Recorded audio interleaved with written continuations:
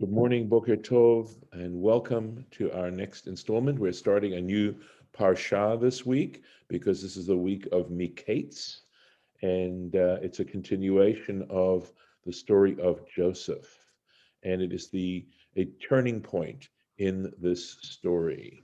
We'll start off with the bracha, and I do want to mention that if you're interested in these, I have a site now on YouTube, a channel on YouTube where you can get past episodes or catch up. So if you miss a day, it's going to be there as permanently as any YouTube channel gets put. So they're there. Baruch atah Adonai Eloheinu melech haolam asher kitshanu b'mitzvotav v'tzivanu לעסוק בדברי Torah. Amen. And here we are. Vayhi, and it was so, Miketz shnatayim yamim, at the end of 2 years, Uparo cholem, and Pharaoh dreams. V'hinei omed al hayaor, and behold, he was standing at the Nile, on the banks of the Nile. A little bit of background here, and I want to mention this too, since the way we're doing only allows us to do the parts of the first and maybe even up to the second aliyah of these starot. Please consider reading at least the English of the remaining Seder, because what preceded this is significant. The previous chapter had to do with Joseph in prison and his interpreting the dreams of the chief steward and the chief baker, and how those dreams, in fact, were fulfilled that they had, and just how Joseph had interpreted them. And Joseph, after he gives the interpretation to the chief steward, asks him to remember him, to help him get out released from the prison that he's in. And it points out that the steward totally forgot about what Joseph had done. And so the 2 years that we're talking about is 2 years that followed Joseph's request. And there are the interpretations of this that say that in a sense it was a punishment to Joseph for not simply accepting where things were and trusting God to take care of him. At any rate, there's sort of this balance that we have to maintain of taking care of what we need to take care of and trusting God to what we need to trust God to do. So, Rashi, Vayhi Miketz, it was at the end. Ketargumo, and Rashi actually refers to the Targum quite a bit here. So he says misof, which is straightforward Hebrew, which means at the end.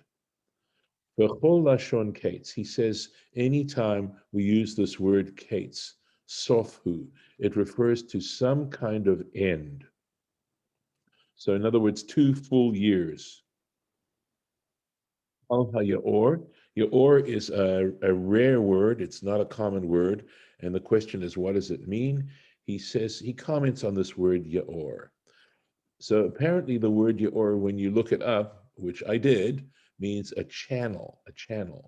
So, Kol Sha'ar Naharot, all other rivers, Einam Kruyim Yaorim, they're not referred to by this word Yaor. Chutz mi Nilus. I think you can figure out what the word Nilus means, right? With the exception of the Nile. Mipnei Shekol Haaretz, because in Egypt, the entire land, Asuyim Yeorim, are made into channels. Yeorim, Bidei Adam, by human agency. The Nilus, and what happens is that the Nile rises, Ola, Betocham, or Ole Betocham, then rises and overflows its banks into them, Umashke Otam, and waters them. Lefi she'en geshamim yordim b'Mitzrayim, because rain does not fall in Egypt. There's no rainfall in Egypt. Tadir, on a regular basis. kesha'ar aratzot, like other lands. So there's no reliable rainfall in Egypt at all. And we know this. We've learned this probably in public school about how the Nile overflows. So that's why it's called Yaor. Vehine min hayaor olot sheva parot. So in this dream, he sees from the Yaor 7 cows are coming up. Yafot mar'eh, beautiful of to be seen, uvriot basar, and healthy of flesh. So they appear, I'm sorry, beautiful of appearance, there we go, and healthy of flesh. Vatir'ena ba'achu, and they grazed in the reed grass. Yafot mar'eh, beautiful of appearance. Simanhu, this was a sign, Limei Hasova, regarding the days of plenty. Sheb Habriot Nirot, this is very sweet, because human beings, Nirot Yafot Zolazo, because people look in a positive way one to the other in this way. In other words, the way people get along is in a lovely way. She'ein bria tzara b'chaverta, because one person isn't jealous of the next.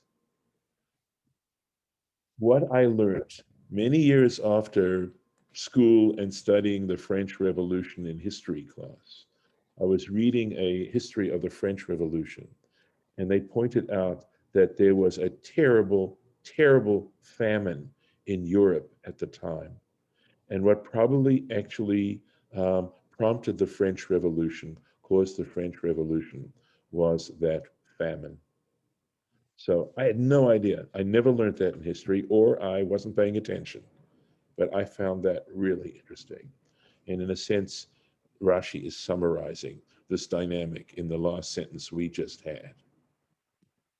Ba'ahu, again, an uncommon word, but agam, it refers to a swamp, or A and marsh. this looks like a marsh, A right? A marsh, yeah. marsh, balas. And in German, Sumpf, which is the word swamp. Kamo yiske ahu, which is a question in Job, where he says, Yiske ahu, can reed grass grow or multiply? Sagi is to have much of, so to grow. So in that particular context, onwards. So that's the beginning of Pharaoh's dream. Vehine, and behold, Sheva parot acherot, another 7 cows. Olot acharehen, they are coming out of this river after them. Min hayaor, from the or. Ra'ot mar'eh, uh, bad, with an appearance that is bad, ugly appearance. The dakot basar, and thin in flesh. The ta'amodna, and they stood, etzel haparot, they stood next to the other cows, al sfat hayaor, on the bank of the river. Dakot basar, thin in flesh. And he just simply gives this French word. Safaria has its way of writing the medieval French of Rashi. It sounds like thin, right? Ten vers or something. That's not the way they spell it out in the, but here we go. Tsort din, right? Thin. Lashon dak. It has the meaning of they're thin, skinny. Vatochalna haparot ra'ot hamar'eh, and the cows that were bad of ugly of appearance ate up pedakot habasar, sorry, and who were also thin in flesh, skinny. Et sheva haparot, they ate the 7 cows, Yafot Ma'er, that were beautiful of appearance, v'habriot, and that were healthy. Vayikatz paro, and Pharaoh awakened. So we see this word kates in here. I suspect that it may well have to do with the root. In other words, his dream ended.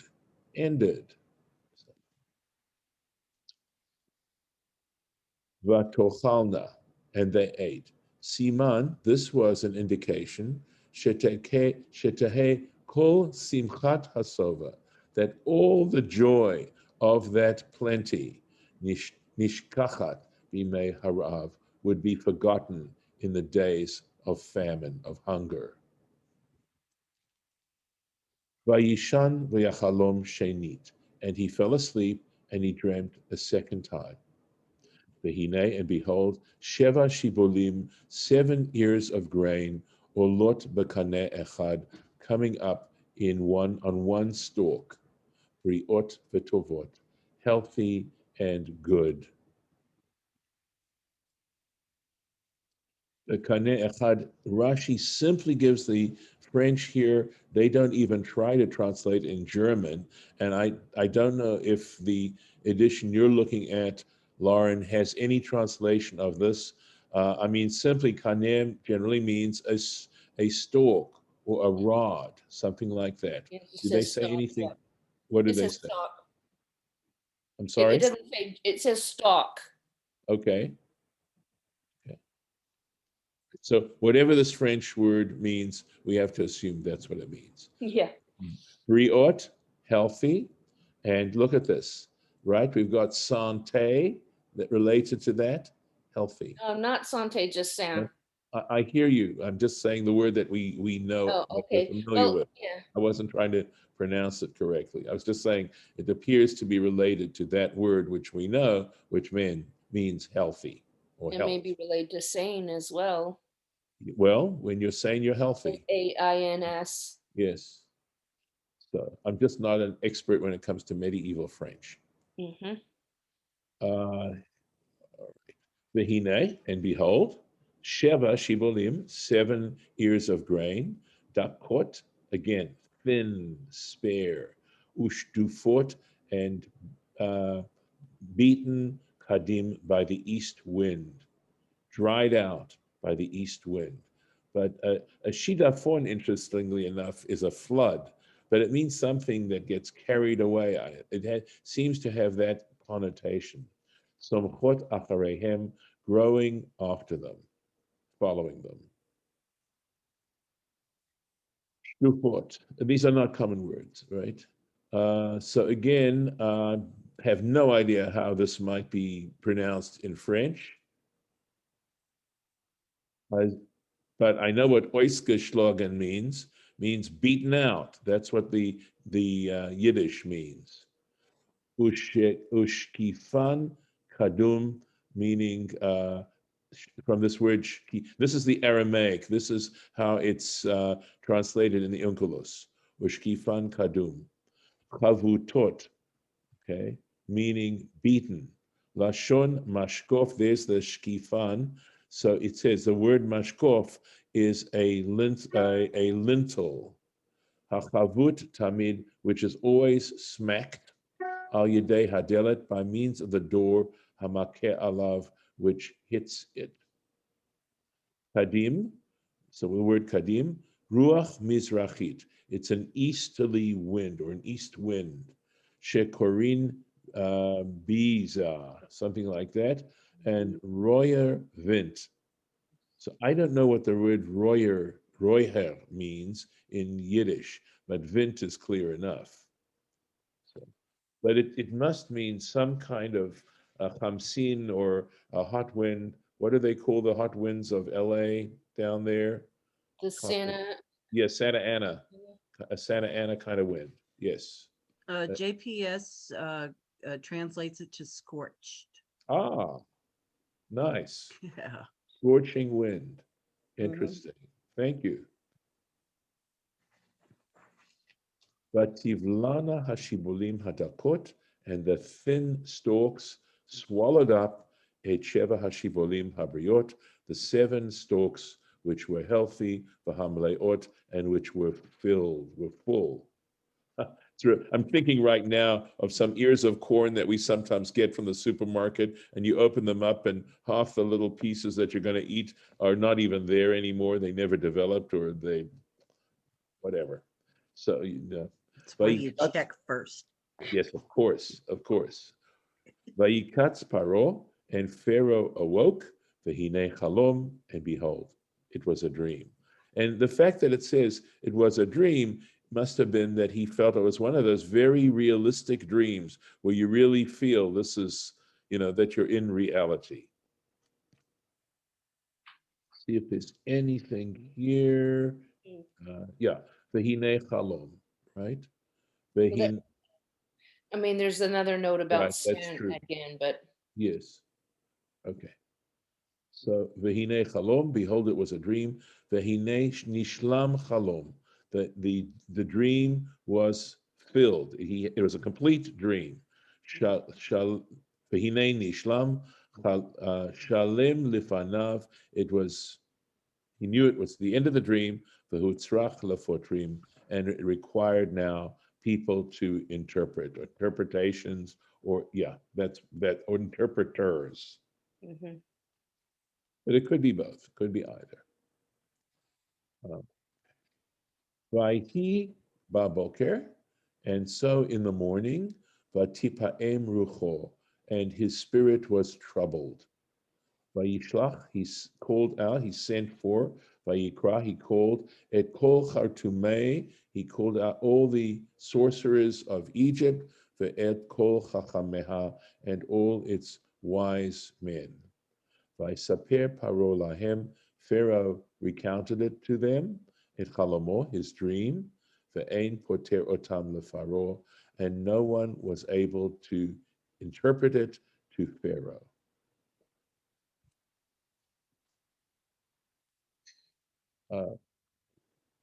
Vatipaem rucho. This must be the Aramaic. Umetarpa ruche. So his spirit was troubled. Mikashkeshet betocho. It rumbles around within him. It knocks around inside of him, kepa'amun, like a bell. Over Nebuchadnezzar, and in a similar kind of passage regarding Nebuchadnezzar, this is in the book of Daniel, who Omer, it says, Daniel chapter 2, Vatitpa'em rucho.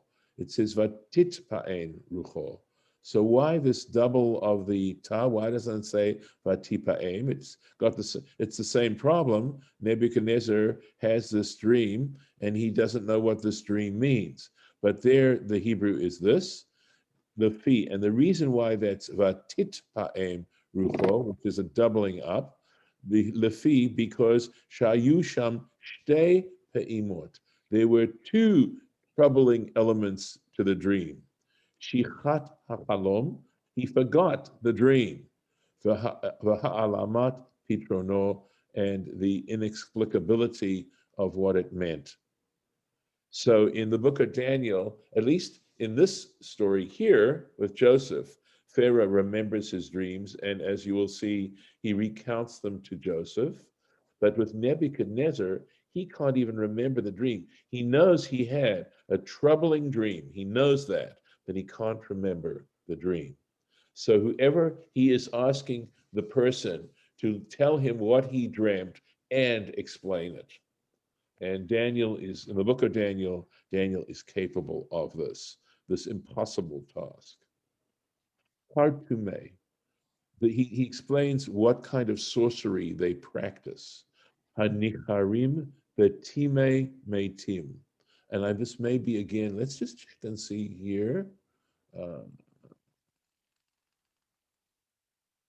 No, he just translated as charashe. So he says, those who they breathe into or blow into the bones of people who have deceased, of deceased people. They blow into the bone, sheshoalim ba'atzmaot, because they consult these bones. I guess the literal translation would be a necromancer, right? From the word necro, meaning dead. Time, This word time, hein atzamot, refers to bones, the Lashon Arami in Aramaic. Uva Mishnah, and in the Mishnah, Bayit Shehu Malay Tamya, a house that is full of Tamya, means it's full of Malay Atzamot. It's filled with bones. Yeah, it says Chimya here. Okay. It Yeah. doesn't have a yud, so I just assumed it was with an ah. Mm. The ein poter otam lefaro, and there was no one who could explain them to Pharaoh. And Rashi comments on this lefaro. Why? Because we would understand this sentence perfectly if it just meant no one was able to interpret the dreams. It doesn't need to say to Pharaoh. It says, for ein poter otam, there was no one who could interpret them. So what is the purpose of this additional word lefaro? And this is the explanation. I mean, look at the ability to see between the lines from any word, to make sure that every word has some meaning to it. Potrim hayu otam. They certainly tried. They gave explanations. Aval lo lefaro, but not to Pharaoh. Shelo haya kolan nichnas beoznav, because literally it means their voices did not enter his ears, meaning he didn't buy their interpretations. He did not find their interpretations compelling. And that's the meaning of this additional lefaro. V'lo haya lo korat ruach, and he had no satisfaction, befitronam, from their interpretations. Shahayu omrim. So, for example, Rashi gives an example, an illustration. Sheva banot atamolid. You're going to beget 7 daughters. Sheva banot atakover, and you're going to bury 7 daughters. There were, I think, Bereshit Rabbah, which is referenced here, gives some other examples as well. At this point, Vaidaber Sar Hamashkim, the steward, the wine steward, spoke up. Et Paro Lemor, to Pharaoh, quote, Et pata'ai, my sins, ani maskir hayom, I take note of today. I remember today. This is where it happens. This is the fulcrum on which the whole story is going to turn. So it takes this incident for this wine steward to remember what happened back in prison.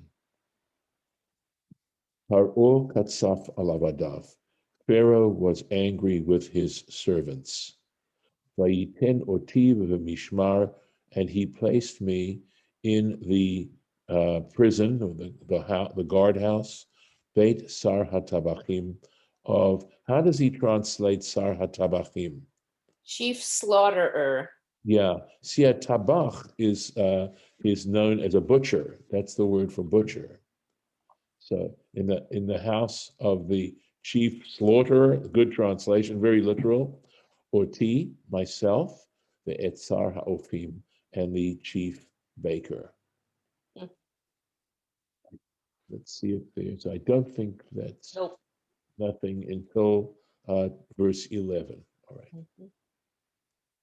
V'nachalma chalom b'layla echad, and we dreamt a dream on one night, ani v'hu, I and he. Ish kefitron chalomo chalamnu, each man according to the interpretation of his dream, we dreamt. Let's see how Rashi handles that. Ish kefitron chalomo. So each according to the interpretation of his dream.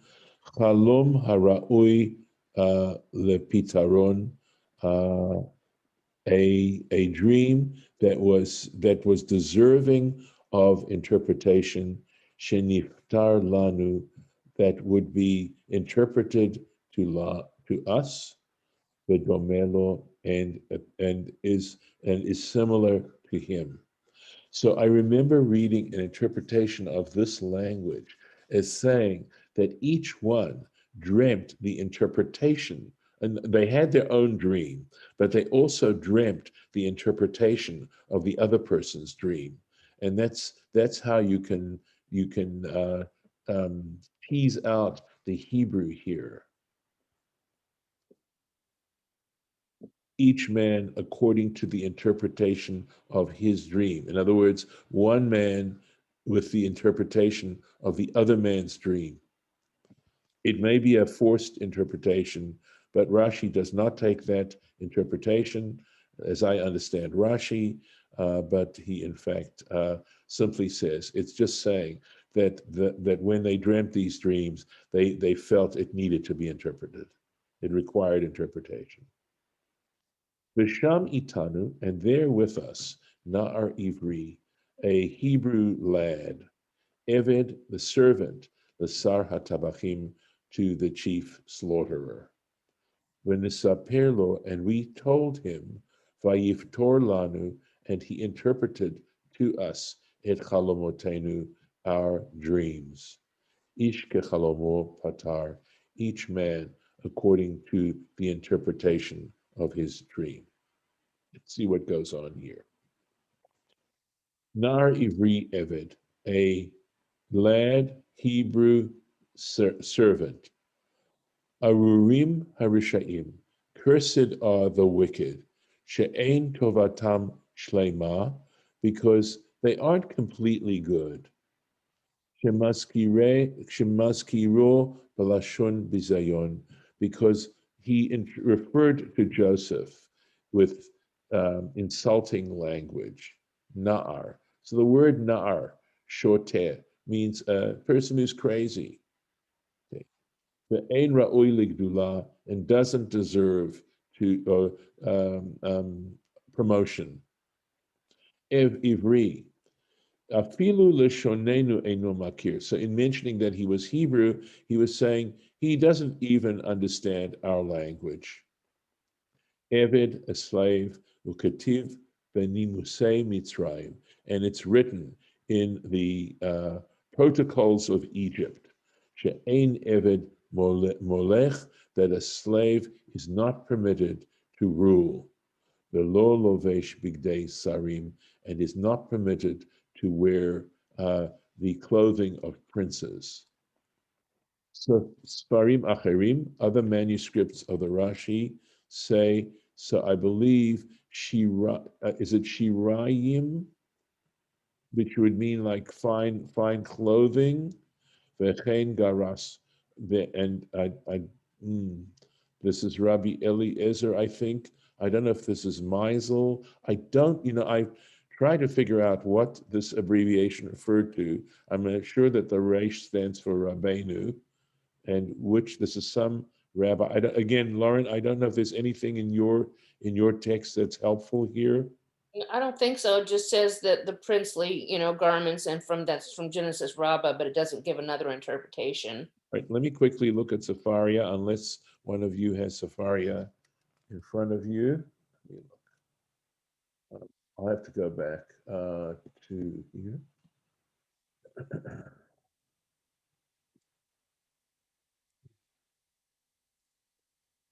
Sepharia has some interesting things about Hartume, which I said was sorcerers. And he translates it as engravers of hieroglyphics. He says that the word is made after them. Let's see.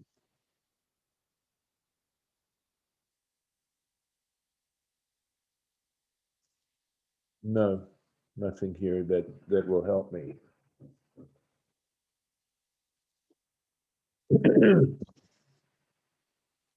Ish kechalamo, each according to his dream. Lefi hachalom, according to the dream, the karov le'inyano, and really getting into the heart of what the dream was expressing. So we're going to stop right here. As you can see, it is after 8 o'clock at this point. So I'm going to stop the recording. First of all, I'm going to stop the share. Then I'm going to stop the recording. And thank those of you who have joined us, and hope you've enjoyed this.